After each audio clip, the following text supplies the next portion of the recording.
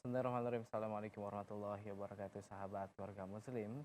Program Bincang Sehat kembali menyapa Anda di hari Kamis sore, tanggal 28 Zulhijjah 1440 Hijriah, bertepatan dengan tanggal 29 Agustus 2019. Baik, insya Allah selama 1 jam ke depan dengan program Bincang Sehat, karena sehat merupakan investasi masa depan. Insya Allah di kesempatan kali ini pembahasan kita, sahabat keluarga muslim, mengenai penyakit hipertiroid.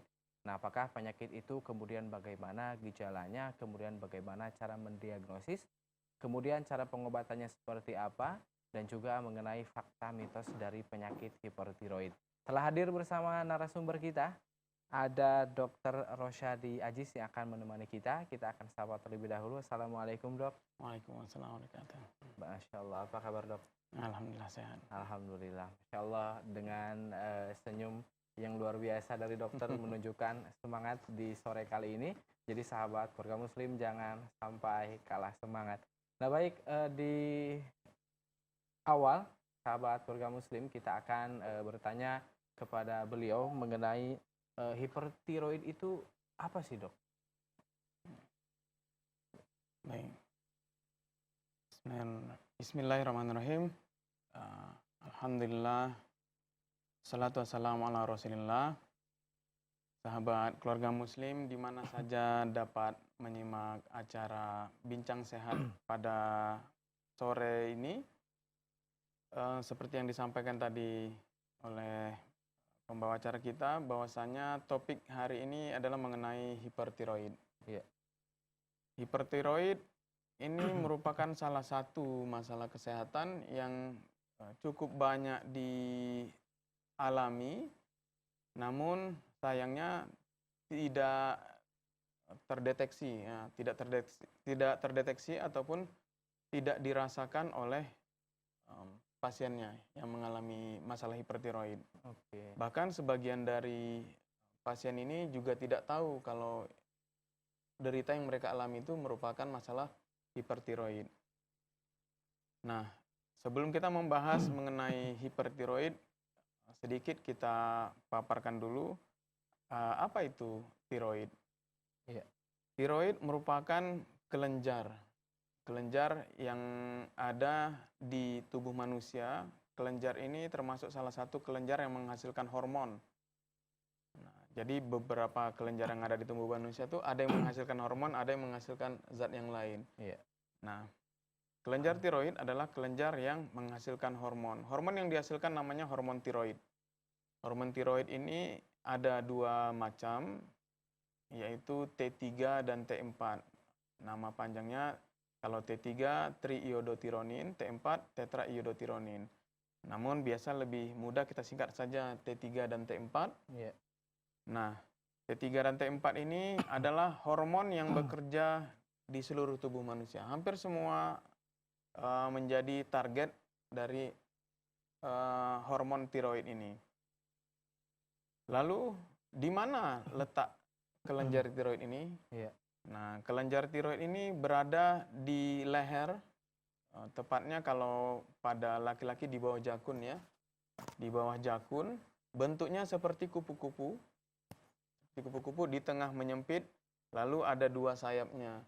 Kalau misalnya Bapak Ibu sahabat keluarga muslim pernah melihat orang mengenakan dasi kupu-kupu, nah pas tepat di situ lokasi kelenjar tiroid. Nah, jadi bentuknya juga seperti kupu-kupu dan di tempat orang biasa meletakkan dasi kupu-kupu. Nah, itulah posisi kelenjar tiroid. Nah, kelenjar tiroid ini ukurannya kecil, biasanya hanya sebesar ibu jari dan hampir tidak terlihat. Secara kasat mata kita ya tidak bisa melihat atau membedakan dengan jelas, kecuali pada beberapa keadaan, misalnya orang yang terlalu kurus ataupun kelenjarnya itu mengalami pembesaran, itu bisa kita lihat. Oke. Tadi kan posisi dari seorang pria di bawah. Kalau untuk wanita sendiri? Sama, tapi karena kalau pada perempuan kan tidak ada jakunnya, jadi agak sulit kita sebutkan kan. Nah, makanya posisinya tepat biasa di depan kerongkongan. Iya. depan tenggorokan ini yang biasanya orang memakai dasi kupu-kupu. Oke, oke, Nah, oke. di situ. Berarti tadi kan ini sebetulnya tiroid itu sangat apa ya, bermanfaat gitu ya. Iya. Sebetulnya gitu untuk sistem tubuh kita gitu kan. Nah, ini berarti hipertiroid. Nah, kemudian apa sih yang menyebabkan menjadi hiper gitu? Menjadi yang tadinya bermanfaat ini malah menjadi penyakit gitu. Baik, iya. Ini kelenjar tiroid, karena tadi kita sudah sebutkan dia bekerja pada hampir seluruh tubuh. Fungsi utamanya adalah mengatur metabolisme seluruh tubuh kita. Jadi bagaimana tubuh kita ini misalnya mau meningkatkan aktivitasnya, metabolisme, misalnya kita olahraga nih, artinya kan kita butuh energi yang besar. Metabolisme berarti harus cepat. Nah, yang mengaturnya itu salah satunya adalah hormon tiroid. Ketika dia mengalami masalah, maka ini metabolismenya akan terganggu. Jadi termasuk di situ pengaturan suhu tubuh, juga perannya dalam persarafan, ya sangat banyak ya ini target hormon tiroid. Nah, ada beberapa keadaan hormon tiroid ini akan mengalami peningkatan dalam jumlah. Nah, inilah yang kita katakan dengan hipertiroid. Nah, hipertiroid berarti jumlahnya yang meningkat. Jumlahnya meningkat. Kalau dia menurun jumlahnya itu namanya hipotiroid. Berarti sebetulnya itu adalah hal yang merupakan inti juga ya bagi tubuh kita seperti itu, sistem Benar. tubuh kita. Mm. Oke. Kemudian mengenai gejala umumnya nih dok, gejala umum bagi orang yang terkena hipertiroid itu seperti apa? Nah, hipertiroid tadi seperti kita jelaskan fungsinya adalah mengatur laju metabolisme tubuh. Iya. Ketika kadarnya itu meningkat di dalam darah, maka aktivitas tubuh kita juga akan meningkat. Nah, gejala hipertiroid adalah gejala meningkatnya aktivitas tubuh berarti. Oke, oke. Nah, kalau tadi kita sebutkan meningkatkan suhu tubuh, maka kita bisa jumpai orang yang hipertiroid itu akan sangat mudah berkeringat, banyak keringatnya ya. Oke. Lalu panas rasa badannya. Suhu tubuhnya Meningkat biasa. juga gitu ya? Tapi bukan demam ya. Iya, iya. Meningkat juga. Lalu kita bisa jumpai karena metabolismenya ini meningkat, biasanya dia juga akan mudah lapar. Oh, iya, iya. Nah, mudah lapar, banyak dia makan, tapi aktivitas metabolismenya meningkat. Nah, lalu karena dia makannya banyak, aktivitas meningkat, kita bisa jumpai berat badannya cenderung justru menurun. Iya, iya, iya. Makanan yang sudah dikonsumsi itu tidak disimpan dalam bentuk fisik untuk tubuhnya, tidak disimpan dalam cadangan energi, tapi digunakan. Jadi makanannya itu sangat efektif, sangat efisien ya.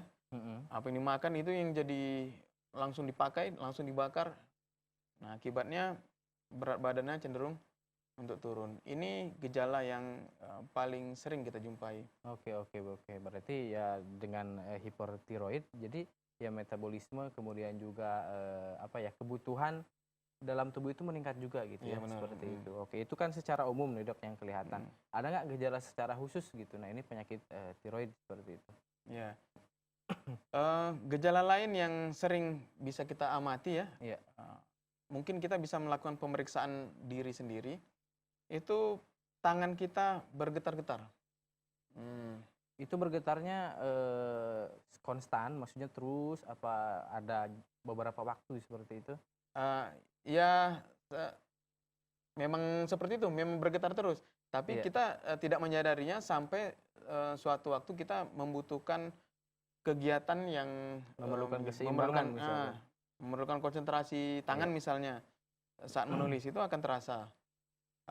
Caranya kita bisa mengambil selembar kertas, kita luruskan tangan ke depan, lalu kita letak di atas telapak. Oke. Kalau memang ini bergetar-getar, orang yang hipertiroid, ini dia akan bergetar-getar.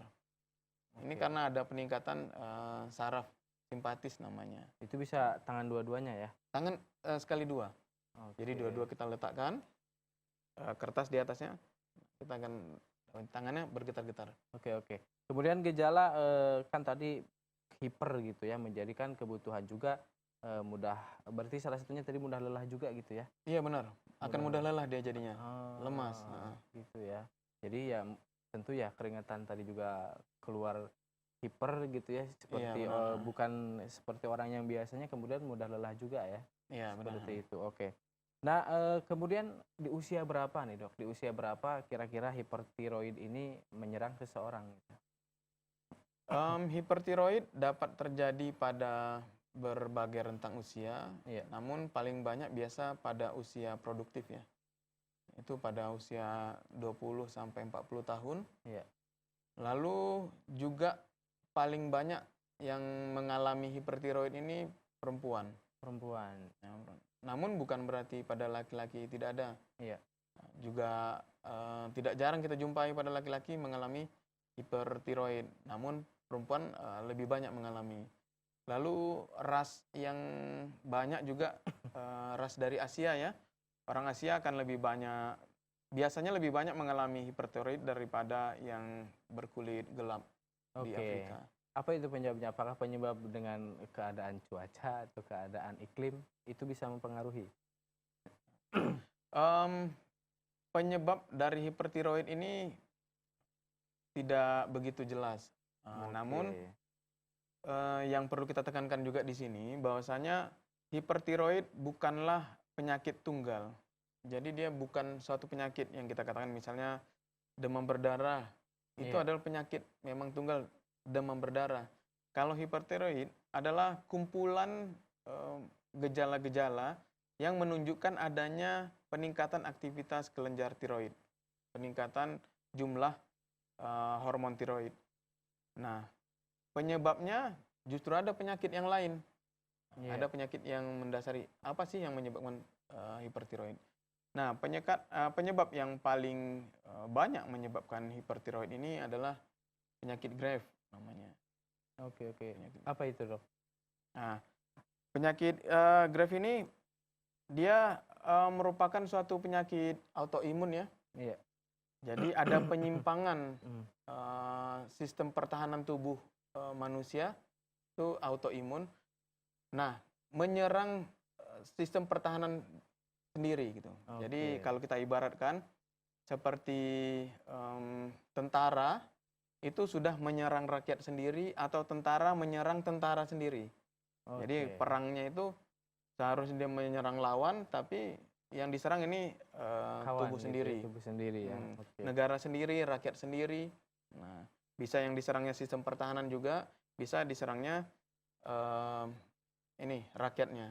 Oke. Nah, Graves disease ini adalah salah satu penyakit kelainan sistem pertahanan tubuh tersebut, menyerang sistem pertahanan tubuh sendiri. Nah, sehingga muncullah gejala hipertiroid ini. Oke, oke.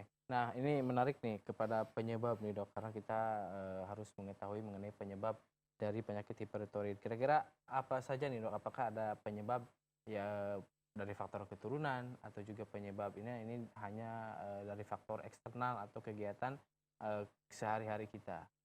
Baik. Penyebabnya ini masih dalam kajian juga ya. Kita Iya. belum bisa menyimpulkan inilah penyebab tunggalnya. Namun ini merupakan interaksi dari berbagai macam faktor. Jadi selain ada tadi penyakit autoimun namanya, Iya. kelainan sistem pertahanan itu, bisa juga karena pengaruh lingkungan, bisa juga riwayat keturunan keluarga.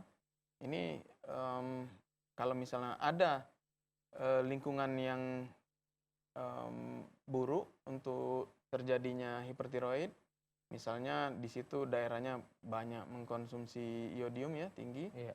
Nah, ini bisa mengakibatkan hipertiroid ataupun ada riwayat keluarga yang memiliki penyakit autoimun, ini dapat juga menjadi faktor risiko terjadinya hipertiroid. Oke, oke. Berarti ada faktor dari dalam juga ya.